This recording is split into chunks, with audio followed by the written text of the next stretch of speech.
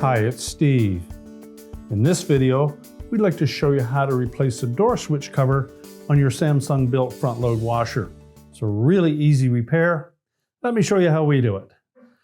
Now, to replace the switch cover, we simply need to open the door up. We'll remove the two screws that secure that to the front panel.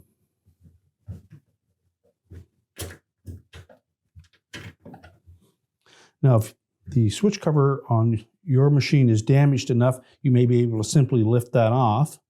But if the retaining tabs are still intact, you'll also need to just loosen this top screw by the door switch, just enough to give a little bit of flexibility. A couple of turns on that screw should allow the latch portion to fit down inside the front panel. And you can pop off the old switch cover and discard it.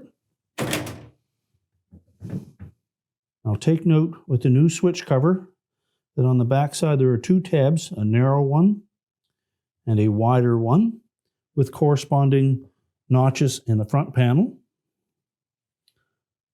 So we'll position that over the latch. And again, you may need to push that latch in just slightly to engage those tabs.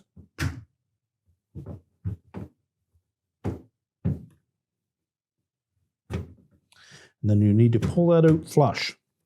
Now, if it wants to stay in there a little too far, simply tighten that top screw enough, and that should pull that out. If you inadvertently remove that screw or loosen it too much and the latch drops down behind that front panel, you'll need to remove the spring from the door boot, push the door boot in, and reach in behind to reposition it. If you have to use that method, be sure to disconnect power to the washer first. Now we simply need to reinstall those two screws.